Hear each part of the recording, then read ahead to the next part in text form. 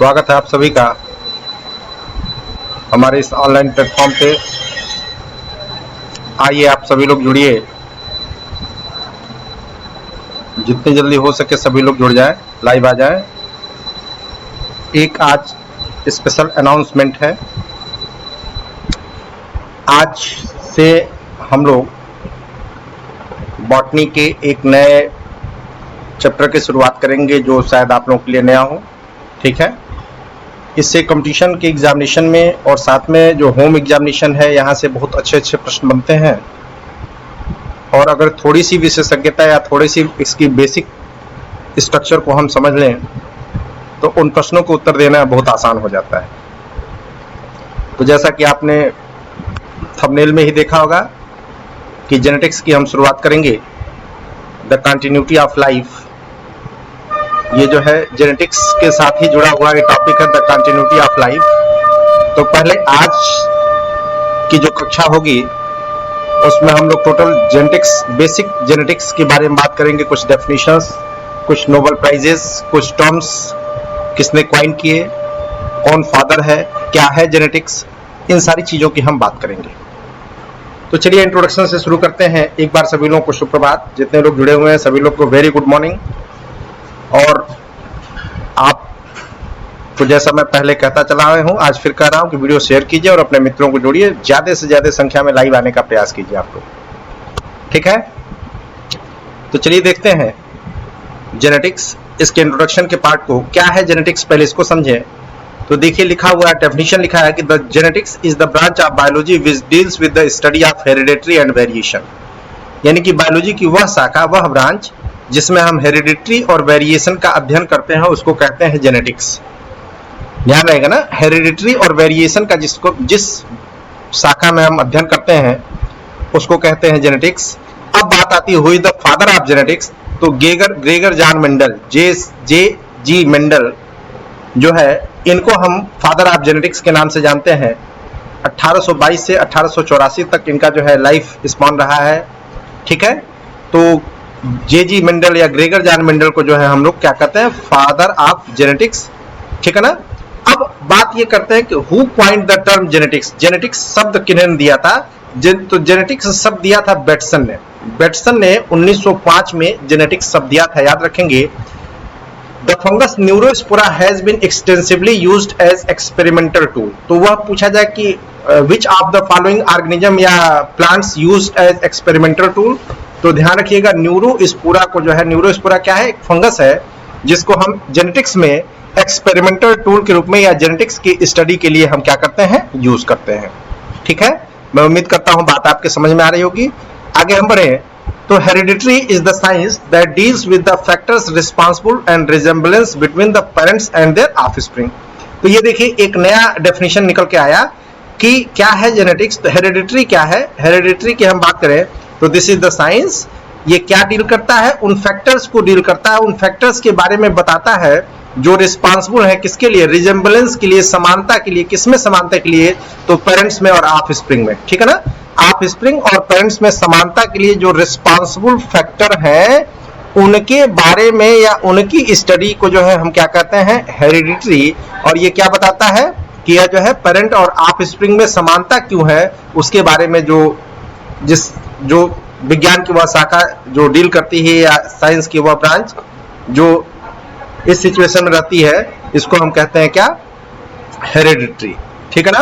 आगे देखें, next point दिया हमने कि close and the resemblance in between the parent and offspring, however it is almost never an exact resemblance. ठीक है, any individual if studied carefully enough, we will found to different somewhat both from its parents and from its fellow offspring. These differences are known as variation. तो इन points में आपको variation समझाने का प्रयास किया गया है। देखिए, जैसे मान लीजिए कि ये कोई जो है फादर है, फादर और मदर। ठीक, ये जो है एक पेयर है फादर और मदर के, इनके बीच के जो कैरेक्टर्स होंगे, ठीक है, वह जाएंगे इसके संतान में। ठीक, और वह इसके संतान में जाएंगे, ये तो बात सही है, ठीक है। लेकिन जब इसकी भी शादी होगी, ठीक है, तो इसके भी जो कैरेक्टर होंगे वह भी जो है इसके ऑफस्प्रिंग के अंदर प्रदर्शित होंगे, ठीक। तो जो समान कैरेक्टर है वह तो हो गई समानता, रिजेम्बलेंस। इसमें इसकी बात, इसमें रिजेम्बलेंस की बात हम करते हैं हेरिडिटरी में, ठीक है। बात करें वेरिएशन का, वेरिएशन क्या है, तो जाहिर सी बात है कि इस पेरेंट में और इस ऑफस्प्रिंग में, इस ऑफस्प्रिंग में जो है समानता होगी, कुछ चीजें समान होंगी लेकिन कुछ डिफरेंस भी होंगे दोनों के बीच में। उन्हीं डिफरेंस को हम कहते हैं क्या, वेरिएशन। समानता के साथ साथ डिफरेंसेस की जब बात किस शाखा में की जाएगी, या डिफरेंसेस का अध्ययन हम किस में करेंगे, तो वेरिएशन। इसीलिए इसको कहते हैं, जेनेटिक्स को क्या कहते हैं, science of hereditary and variation. बात आप समझ गए होंगे।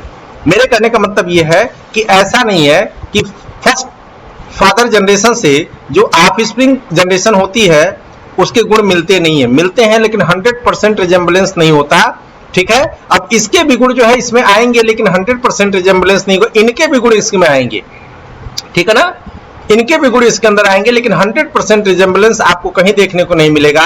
तो जो रिजेम्बलेंस का अध्ययन हम करते हैं हेरिडिटरी के अंदर, और जो डिफरेंसेस है उनके अंदर उसका अध्ययन करते हैं किसके अंदर, वेरिएशन के अंदर। और जहां भी हम हेरिडिटरी और वेरिएशन का साथ में स्टडी करते हैं इसी को कहते हैं हम क्या, जेनेटिक्स। तो उम्मीद है कि यह बात आप समझ गए होंगे।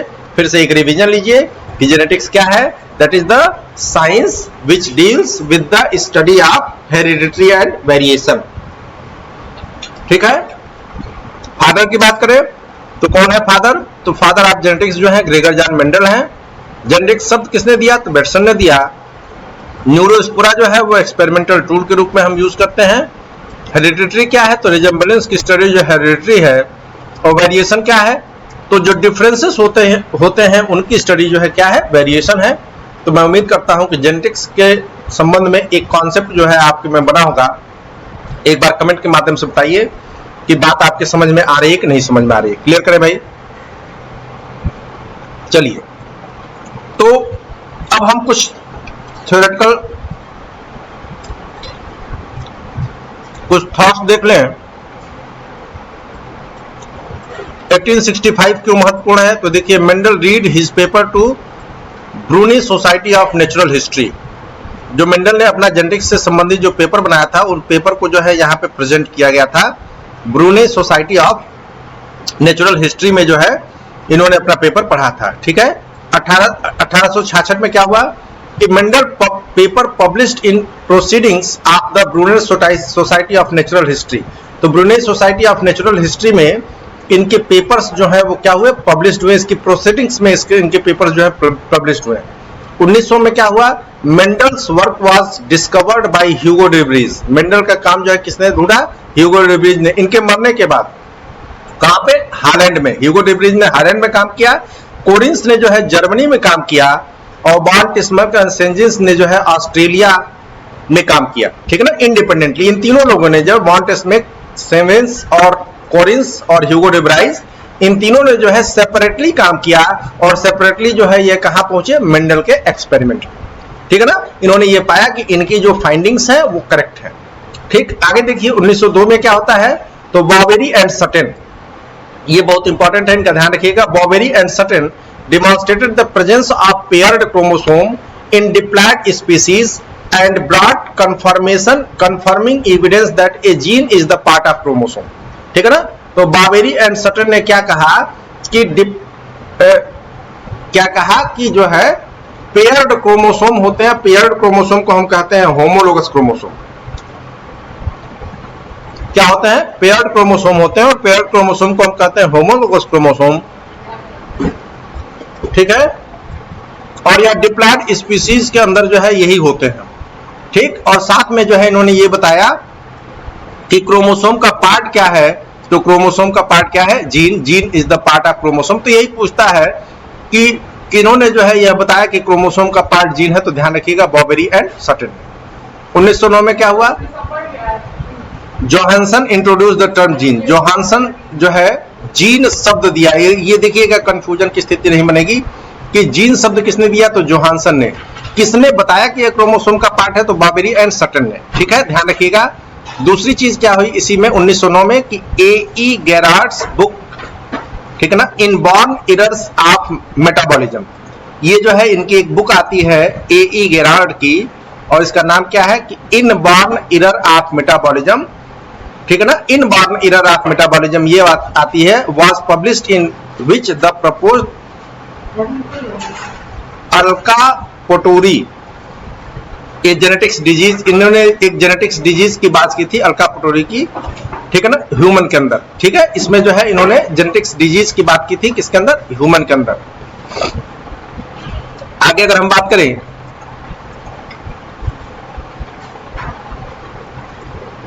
तो 1910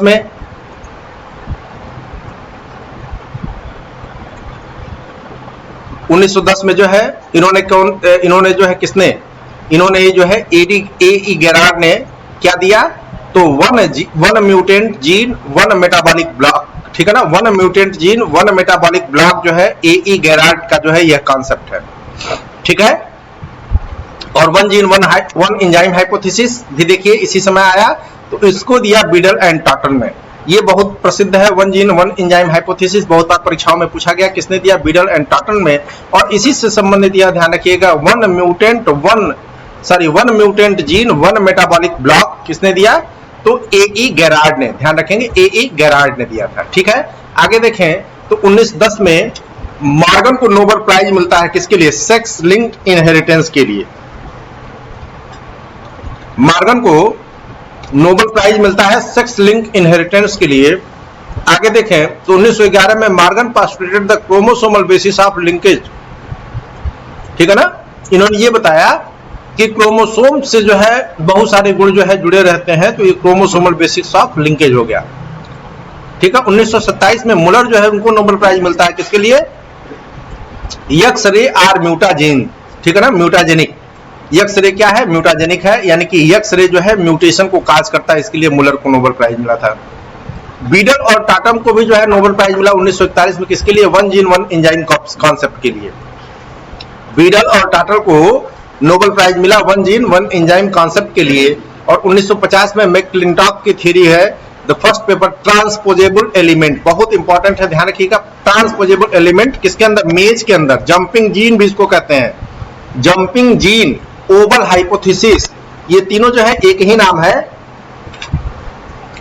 और इससे जुड़े हुए साइंटिस्ट हैं बारबरा मैकक्लिंटॉक, इनको नोबेल प्राइज मिला कब? 1983 में, 1950 की घटना है ये। ठीक है, आगे देखें तो 1966 the complete genetic code was established by work in Nirenberg and Khorana. तो जेनेटिक कोड किसने एस्टेब्लिश किया? तो नेरेनबर्ग और खुराना ने जो है जेनेटिक कोड की एस्टेब्लिश की थी, यानी कि एक जो है बैक्टीरियम था उसके पूरे जेनेटिक्स की इन्होंने क्या की? स्टडी की। तो फिर से एक बार देखें इसके इंपॉर्टेंट पॉइंट्स को आप समझें, यहां से प्रश्न बनते हैं, पूछे जाते हैं, भूलिएगा मत। कहां इन्होंने, मेंडल ने अपने पेपर को कहां पब्लिश किया था? तो Brunei society of natural history में। कहां पब्लिश हुआ था? तो Brunei society of natural history के प्रोसीडिंग्स में इनका पेपर पब्लिश हुआ था। ठीक है ना, मेंडल के वर्क को किसने कंफर्म किया? तो ह्यूगो डे ब्राइस, कोरिन्स, एटिस्मार्क एंड सेंगेंस जो है इन्होंने जो है अलग अलग जो है मेंडल के वर्क को वेरीफाई किया था। बाबेरी और सटर ने क्या बताया कि क्रोमोसोम जो है पेयर्ड होते हैं, और बाबेरी और सटर ने एक चीज और बताया कि क्रोमोसोम जो है क्रोमोसोम का पार्ट जीन है, यानी कि जीन से मिलकर के क्रोमोसोम बनता है। टर्म किसने दिया जीन? तो जोहानसन ने दिया। ठीक है ना, इनबॉर्न इनर ऑफ मेटाबॉलिज्म किसका किताब है? तो ए गेरार्ड का किताब है। ए गेरार्ड का एक और कॉन्सेप्ट है वन म्यूटेंट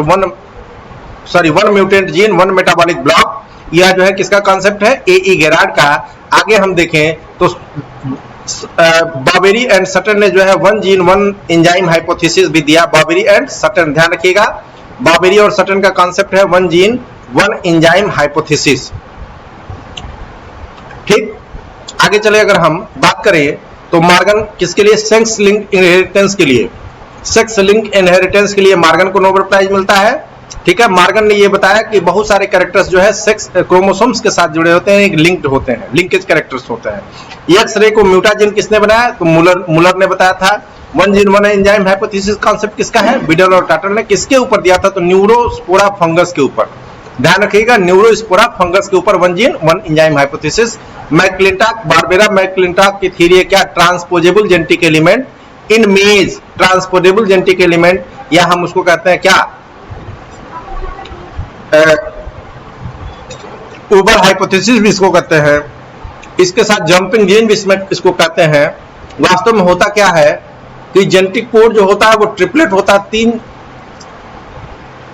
जीन का कोड बनाया जाता है 3 अक्षर का। उसमें जो सबसे लास्ट जो ट्रिपल थर्ड वाला लेटर होता है वह अपने प्लेस को जो है चेंज कर लेता है। इसी कॉन्सेप्ट को हम कहते हैं ओवर हाइपोथेसिस, या इस जीन को जो हम कहते हैं ट्रांसपोजेबल जेनेटिक एलिमेंट, ठीक है ना। तो ध्यान रखिएगा, बारबेरा मैकक्लिंटॉक इससे जुड़े हुए हैं और ये बहुत इंपॉर्टेंट है।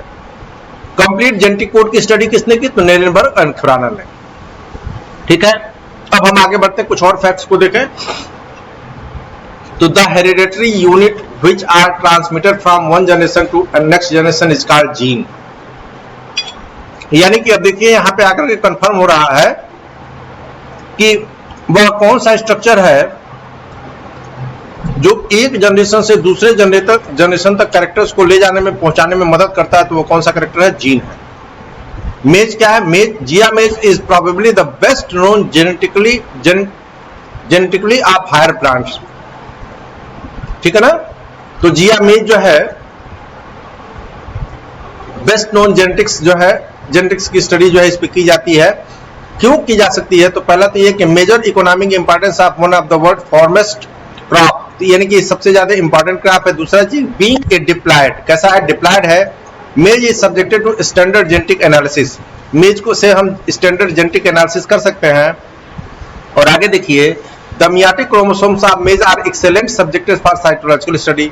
तो जो मियाटिक क्रोमोसोम है उसके लिए साइटोलॉजिकल स्टडी, ये मतलब ये कहने का मतलब है कि मेज को हम जेनेटिक एलिमेंट के रूप में या जेनेटिक्स की स्टडी में किन बिंदुओं पे देख सकते हैं। तो ये 3 बिंदु जो है उसके संबंध में दिए गए हैं, यह आप थोड़ा सा आप लोग देख लीजिएगा, ठीक है। अब एक इंपॉर्टेंट ये है आर्बिडोप्सिस थाइलेना, ठीक है ना, ये ध्यान रखिएगा। Arabidopsis thaliana has emerged as the best plant model system. देखिए, best plant model system of choice of genetic dissections, ठीक है ना, of plant development and other biological processes since last few years. It is considered as Drosophila melanogaster और Caenorhabditis elegans of the plant kingdom, ठीक है ना। इसको जो है किसको? ड्रासोफिला, अब देखिए न्यूरोस्पोरा को भी ड्रासोफिला प्लांट किंगडम कहते हैं, ध्यान रखिएगा।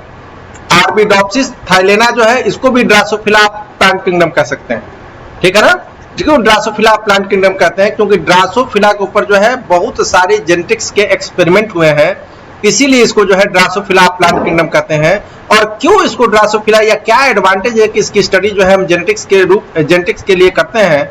तो पहले तो ये स्मॉल साइज का होता है, short generation time about 5 week, 5 महीने में ये जम जाता है, पैदा हो जाता है।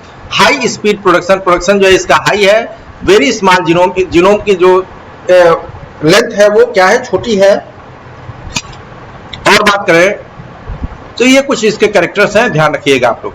नेचुरल सेल्फ पॉलिनेशन इसके अंदर होता है, ठीक है ना। अगला देखें तो all living things that are produced of both nature and nurture, the hereditary unit genes provide an organism with its nature biologically proportional limitations, the environments provide the nurture, ठीक है ना। which देखिए बहुत ज्यादा समझिए, नेचर और nurture का मतलब क्या है? नेचर का मतलब हो गया प्राकृतिक और नर्चर का मतलब होगा खोज करना। तो प्रकृति में खोज करने वाला जो है कॉन्सेप्ट जो है कहां पे डेवलप होगा? ये जो है जेनेटिक्स के अंदर आपको देखने को मिलेगा, ठीक है ना। जीन की बात करें, genes are arranged in linear fashion. Gene का अरेंजमेंट कैसा होता है? लीनियर फैशन में। किसके ऊपर पाया जाता है? तो क्रोमोसोम के ऊपर पाया जाता है, ध्यान रखिएगा, ठीक है ना। जीन बनते किससे हैं? तो पॉलीन्यूक्लियोटाइड से बनते हैं। किससे बनते हैं? पॉलीन्यूक्लियोटाइड से। ए जीन कंटेन्स कोड इंफॉर्मेशन, क्या कंटेन करते हैं? तो कोड इंफॉर्मेशन को करते हैं, ठीक है ना। Each gene occupies a specific position, यानी कि क्रोमोसोम पे प्रत्येक जीन की एक स्पेसिफिक पोजीशन होती है और इस स्पेसिफिक पोजीशन को कहते हैं लोकेशन। ठीक, तो चलिए इसको जो है, इस पॉइंट को हम लोग थोड़ा सा थॉरोली समझें। देखिए इसमें यह कहा जा रहा है कि मान लीजिए यह क्रोमोसोम है,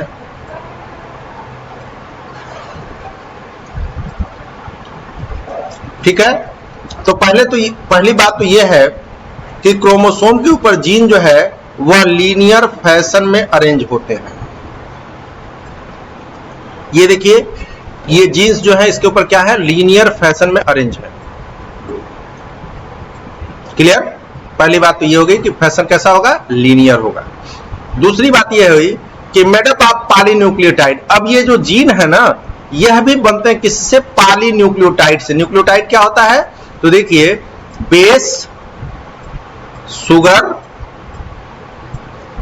और फास्फोरिक एसिड। बेस, शुगर और फास्फोरिक एसिड मिलकर के बनाते हैं न्यूक्लियोटाइड। और जब बहुत सारे न्यूक्लियोटाइड एक दूसरे के साथ जुड़ जाते हैं तो उसको कहते हैं पॉलीन्यूक्लियोटाइड।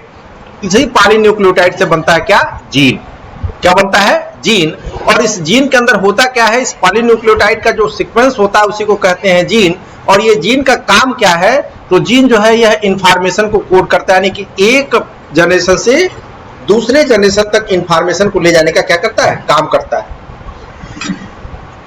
अब बात करें किसके लिए, तो प्रोटीन के प्रोडक्शन के लिए, ठीक है ना। अब जो ये प्रत्येक जीन है ना, जो एक स्पेसिफिक कैरेक्टर को बियर करता है, उसका पोजीशन फिक्स होता है। जैसे मान लीजिए ए है, ये A1 है, ये A2 है। इन सारे जीन्स का पोजीशन जो है क्या है, फिक्स है कि यह अपने स्पेसिफिक पोजीशन पे ही पाए जाएंगे। और जब जिस पोजीशन पे ये पाए जाते हैं उसी पोजीशन को हम कहते हैं लोकस। जिस पोजीशन पे ये पाए जाते हैं उसी पोजीशन को हम कहते हैं लोकस। बोलो बात समझ में आई कि नहीं समझ में आई, कंफर्म करना, क्लियर करना एक बार बता भाई।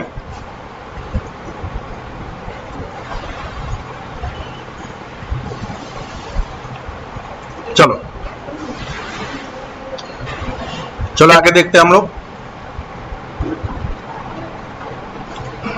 The last project that are attracting large amount of attention present day genetics, the launching of human genome।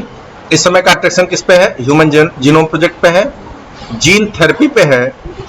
Human genome project जो है किसके द्वारा एडमिनिस्ट्रेटेड किया जा रहा है, तो जेम्स वाटसन जो है इसको कर रहे हैं, किसको, ह्यूमन जीनोम प्रोजेक्ट को, ठीक है। बायोकेमिकल नेचर देखिए, biochemical nature of gene was established by Avery, McClintock और मैककार्टी। एवेरी, मैकलिनटॉक और मैककार्टी ने किसका, जीन का बायोकेमिकल नेचर बताया। इन्होंने बताया, इंपॉर्टेंट पॉइंट है, जीन का बायोकेमिकल नेचर किसने बताया, एवेरी, मैकलिनटॉक और मैककार्टी, ठीक है ना। इन्होंने बताया कब, 1944 में। और देखिए क्या बताया, ट्रांसफार्मिंग प्रिंसिपल्स। किसका, transforming principles, biochemical nature of gene, ठीक है ना। इन स्ट्रेप्टोकोकस पिनेमाई, किसके ऊपर काम किया था, स्ट्रेप्टोकोकस पिनेमाइस या बैक्टीरिया इंडियन है, ठीक है। अब एलिल और एलिलोमार्फ देखिए, ये इंपॉर्टेंट टॉपिक है, पॉइंट है। क्या है एलिल और क्या है एलिलोमार्फ, ठीक है। चलिए भाई, an allele or allelomorph is a specific form of given gene and occurs at the same locus on the chromosome or on the homologous chromosome. An allele may be a mutant allele resulting if an altered phenotype or wild type allele producing। देखिए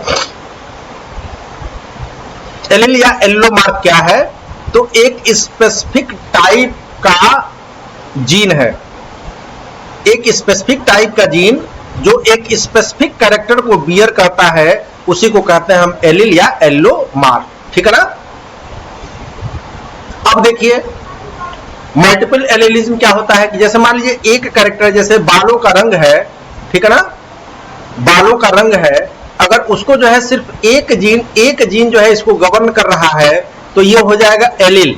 लेकिन अगर इसी को जो है बहुत सारे gene govern कर रहे हैं तो ये जो है ये क्या हो जाएगा, मल्टीपल एलिस जो है मिलकर के क्या करेंगे, एक कैरेक्टर को गवर्न करेंगे। तो यानी कि मल्टीपल एलिस मतलब बहुत सारे एलिस मिलकर के जो है जब एक नॉर्मल फिनोटाइप को या नॉर्मल जो है फंक्शन को परफॉर्म करते हैं तो उसको कहते हैं मल्टीपल एलिस। ठीक है ना।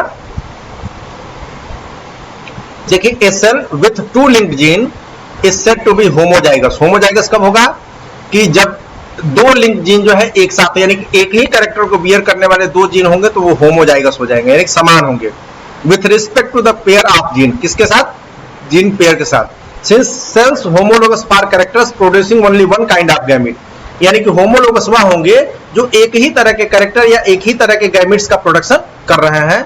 ठीक है। और होमो इसी को कहेंगे होमोजाइगस। ठीक है ना।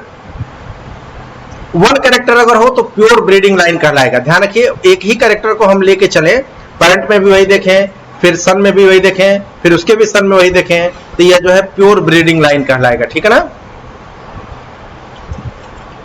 ये ध्यान रखेंगे, जो इंपॉर्टेंट पॉइंट्स है उसको मैं पॉइंट आउट कर रहा हूं कि होमोजाइगस क्या है कि जब दो जो है एक कैरेक्टर को जो है दो समान जो है जीन गवर्न करे तो वह होमोजाइगस जीन हो जाएंगे। ठीक है ना। सेल्स के अंदर भी होता है कि अगर एक सेल जो है, दो सेल जो है सेम टाइप के गैमेट्स का प्रोडक्शन करे तो वो होमोजाइगस हो जाता है। ठीक है ना।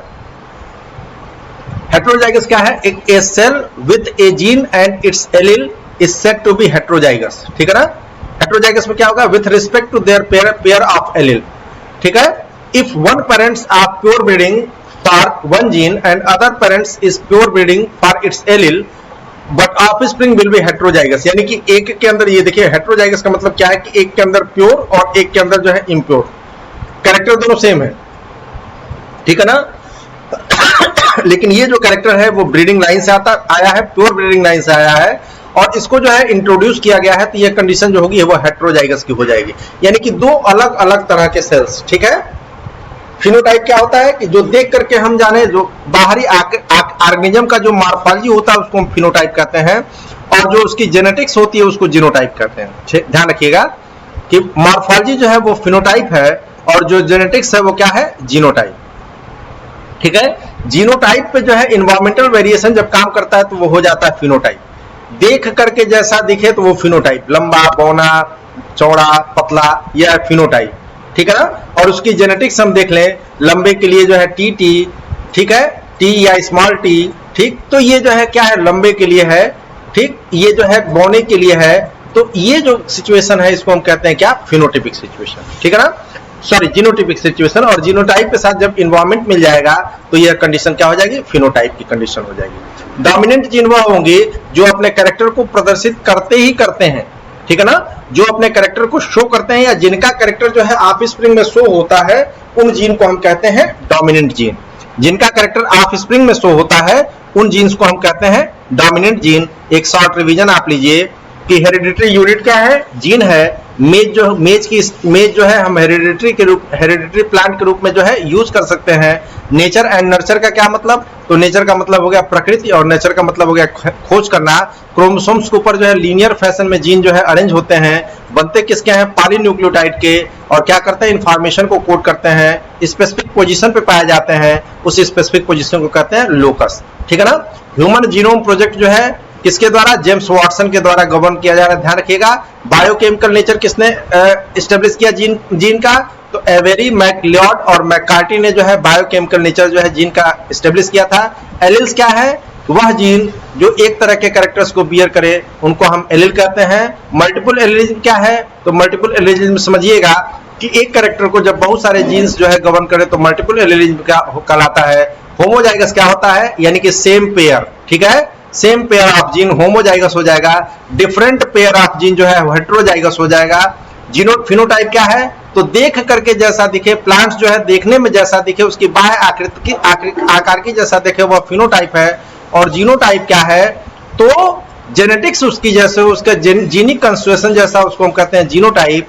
जीनोटाइप और इन्वायरमेंटल वेरिएशन दोनों मिलकर के क्या बनाता है, फिनोटाइप। डोमिनेंट जीन वह होता है जो फर्स्ट फीलियल जनरेशन में या अपने जो है किसमें, ऑफस्प्रिंग में जो है जिनका कैरेक्टर शो होता है उसको हम कहते हैं डोमिनेंट जीन। ठीक है।